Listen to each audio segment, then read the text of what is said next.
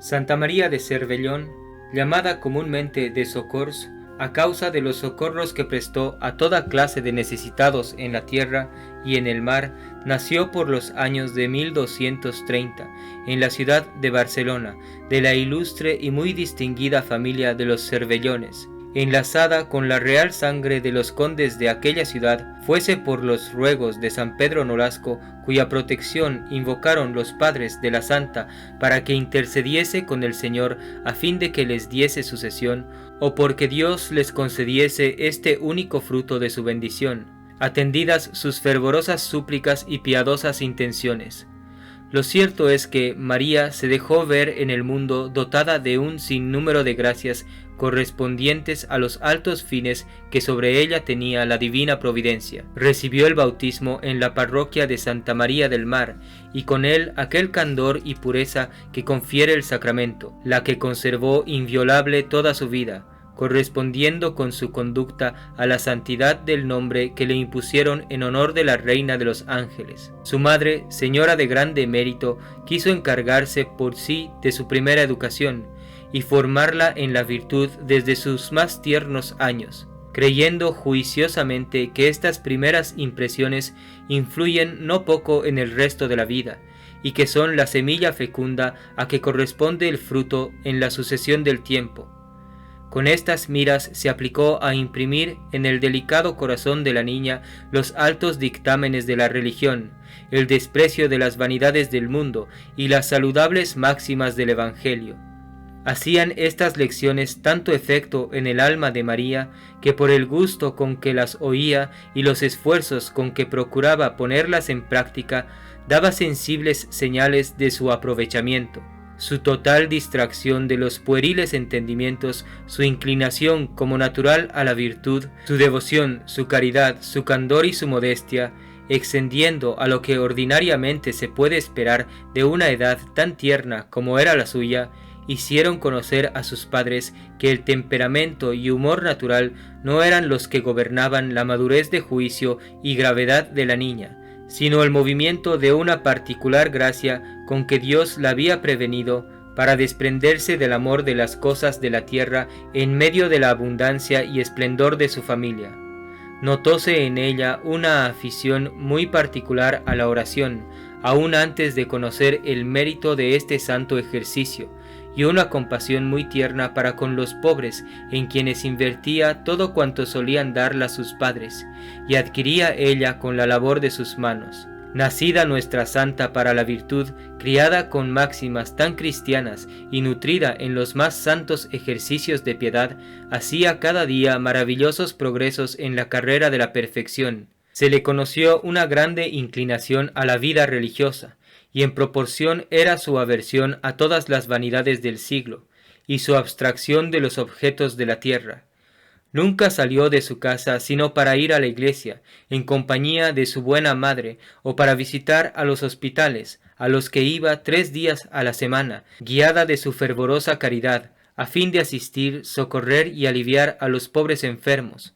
Lo mismo practicaba con los enfermos de su casa, ejerciendo estos oficios con tantas y tales demostraciones de suavidad y afecto que a la eficacia de este remedio se sentían los pacientes aliviados y con superiores fuerzas para tolerar sus dolores. Nada mudó María de estas costumbres cuando fue creciendo en edad, pues conduciéndose por las inspiraciones del Espíritu Santo, que fueron siempre el móvil de sus acciones, supo conciliar con la devoción los rumbos de la nobleza, la humildad con las riquezas, la modestia con su estado, y conservar inviolable el candor de su pureza en medio de los peligros del mundo. Parece que su nacimiento y la opulencia de su casa habían de causar en ella alguna distracción o envenecimiento, pero no fue así, porque el deseo de ser feliz para siempre la hizo amar únicamente las cosas divinas con total desapego de las de la tierra. Con esta idea siempre se conducía con mucha circunspección y majestuosa gravedad, haciéndose no solo amar, sino respetar de cuantos la conocieron, de suerte que la ponía a Barcelona por ejemplo de recato, piedad y modestia de todas sus doncellas.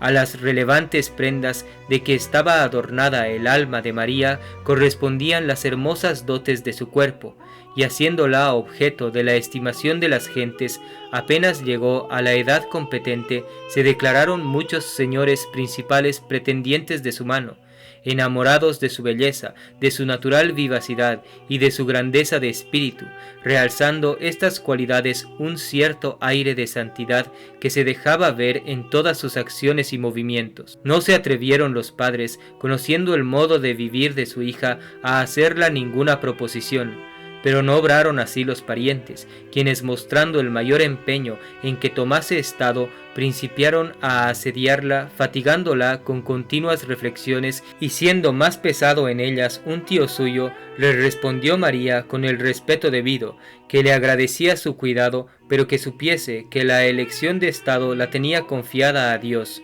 por cuya luz se guiaba, esperando para deliberar en un negocio de tanto momento que el Señor le manifestase su voluntad, y entonces lo manifestaría a sus padres. Admirado el tío de tan concisa como sabia respuesta, cesó de molestarla.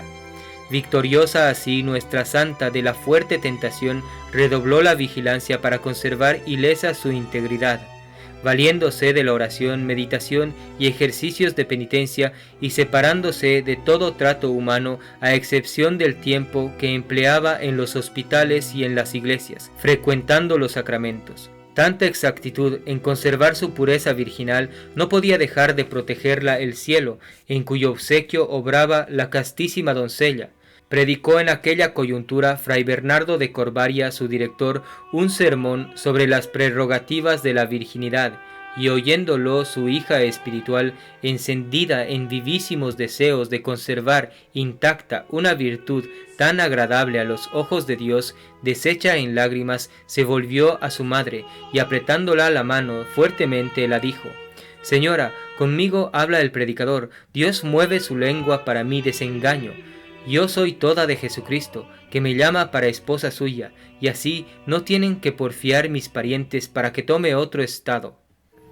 Esta firme resolución, que comenzó en el lugar santo, la siguió hasta su casa, donde puesta de rodillas a los pies de un crucifijo, hizo voto de perpetua castidad, suplicando al Señor se dignase auxiliar su propósito con el poder de su brazo. El mismo ruego hizo a la Santísima Virgen, implorando su protección con las expresiones más tiernas y devotas, y tomando unas tijeras se cortó el cabello y se vistió de un sayal tosco y grosero.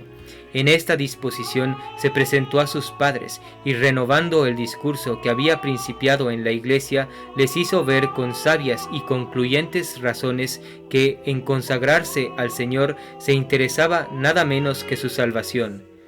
Las tiernas lágrimas que vertieron los padres, admirados de una resolución tan generosa, fueron las señales expresivas de su consentimiento, y en efecto, dispuestos a darla gusto, con acuerdo de su director, resolvieron que vistiese el hábito de beata de la Merced, y que siguiera libremente las ideas de una vida religiosa. Desde aquel dichoso momento en que se halló vestida con la divisa militar de la Merced, se sintió María excitada interiormente a caminar hacia la perfección, y como hasta allí no había cesado de ejercitarse en la práctica de las virtudes cristianas, poco tuvo que añadir en el nuevo estado, a excepción de algunas penalidades. Los ayunos, las disciplinas, el silencio, su particular recogimiento y su continua oración tenían tanto mayor mérito cuanto los ejercitaba en medio de la multitud y opulencia de su casa. Ocurrió la muerte de su padre cuando contaba María 30 años de edad, y tomando de aquí motivo para reducir la familia a menor número, persuadió a su madre que invirtiese gran parte de sus bienes en socorro de los pobres y en redención de cautivos. No desatendió esta piadosa señora tan saludable consejo. Dieron principio a su ejecución, dando su suntuosa casa y reduciéndose a otra habitación humilde cerca de la iglesia de Santa Eulalia, donde vivieron 5 años, siendo el ejemplo de toda la ciudad. Al fin de ellos, habiendo muerto también la devota madre, quedó María en plena libertad para poder satisfacer los deseos de consagrarse al servicio del Señor enteramente. Sin embargo, de que a los principios del establecimiento de la religión mercenaria no se trató de recibir en ella mujeres, por razón del cuarto voto que forma el distintivo del instituto, por el que se obligan los profesos a quedar personalmente en rehenes y aún en las mismas prisiones si fuese necesario, para dar libertad a los cautivos que gimen bajo la esclavitud de los infieles. Como muchas señoras de las más principales de Barcelona deseaban abrazar el nuevo establecimiento, hasta entonces solo las era permitido vestir el hábito en calidad de beatas o devotas. Se propuso este punto en el capítulo que celebró la orden en 1260, con ánimo de hallar medio para vencer las dificultades, y aunque nada se determinó en aquella asamblea,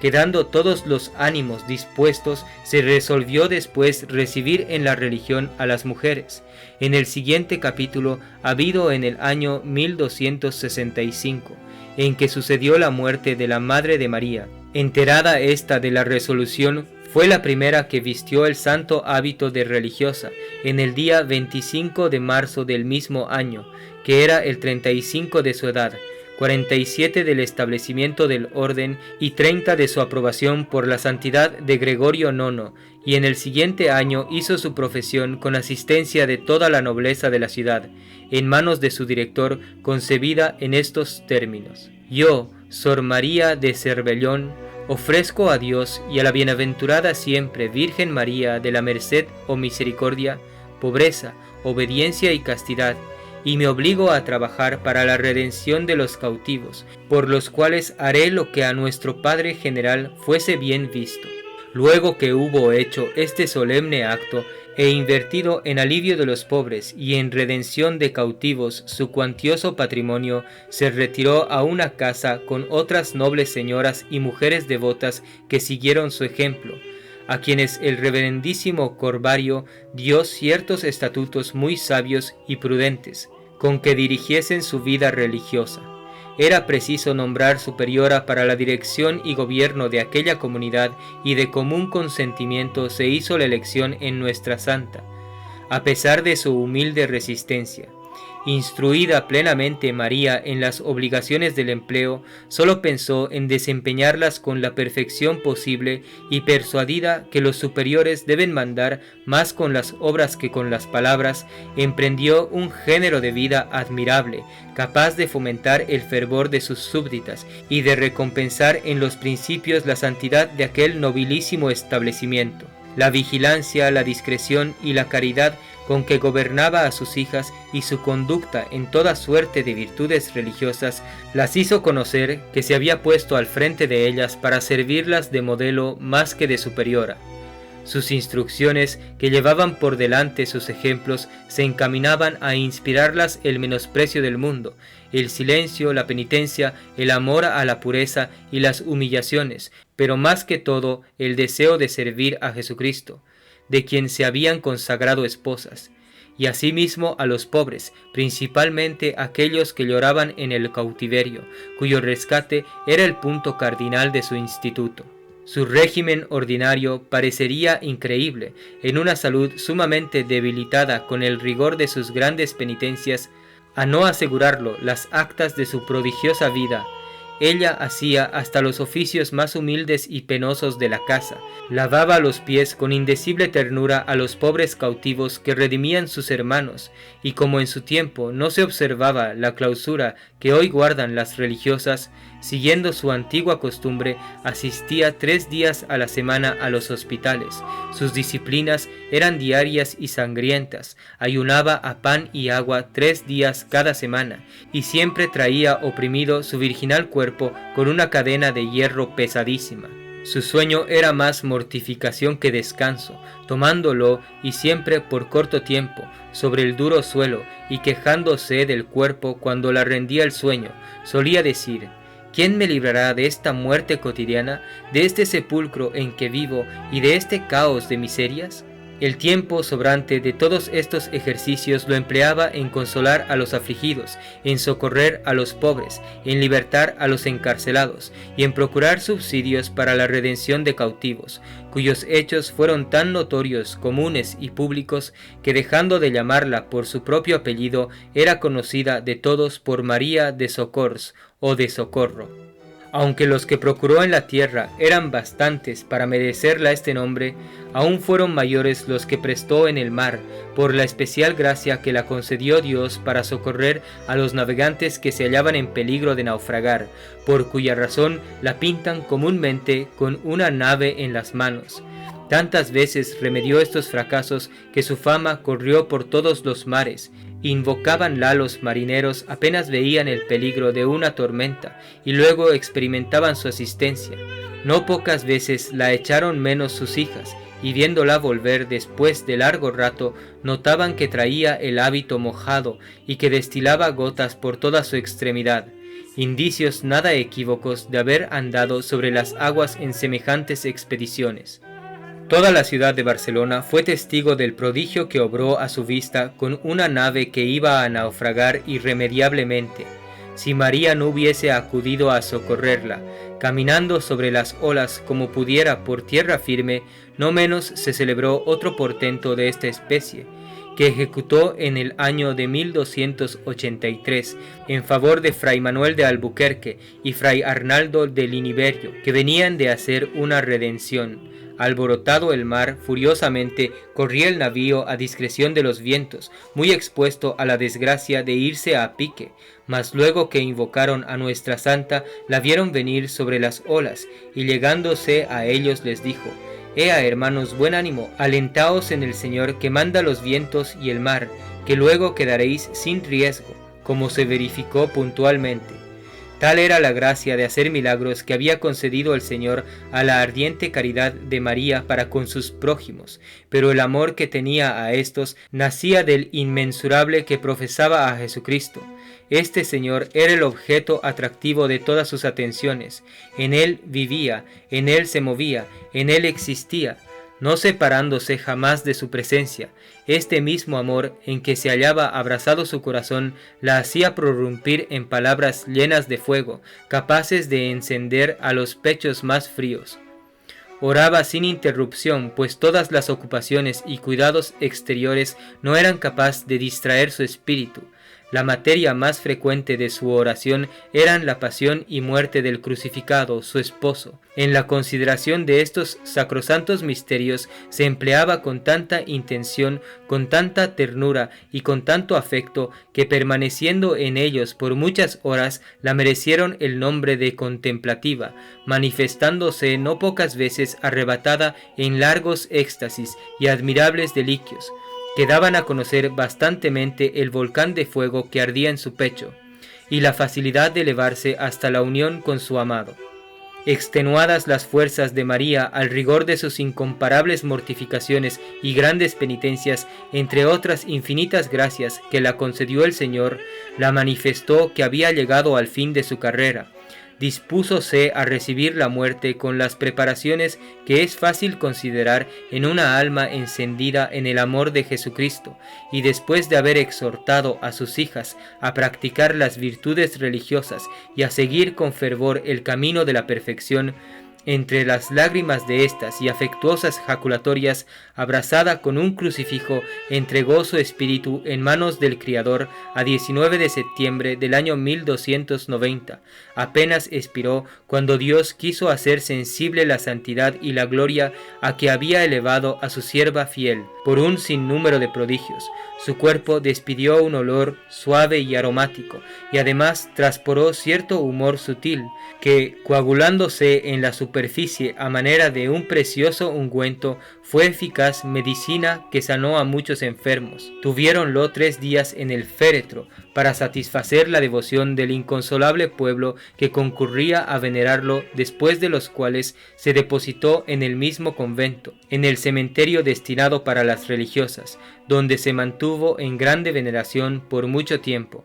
En el año 1380, 90 después de su dichoso tránsito, don Pedro IV, rey de Aragón, devotísimo de la santa, mandó construir una arca primorosa y correspondiente a su real magnificencia, para que trasladado a ella el venerable cuerpo estuviese con mayor decencia. En el día señalado para este acto, después que hubo celebrado de pontifical don Pedro Planella, obispo a la sazón de Barcelona, cuando intentó depositarlo en la Arca Nueva, creció el cadáver tan considerablemente que no cabía en ella, y convencidos por esta maravilla, que era la voluntad de la santa, siempre amante de la humildad, permanecer en la pobre caja antigua, volviéndola a entrar en ella, la colocaron en la capilla de Santa Catalina Mártir, de donde en la mañana siguiente se trasladó por sí misma con no menor prodigio a la sacristía del convento. Con estos nuevos milagros se aumentó su devoción considerablemente, y continuándolos el Señor cada día por la intercesión de su sierva,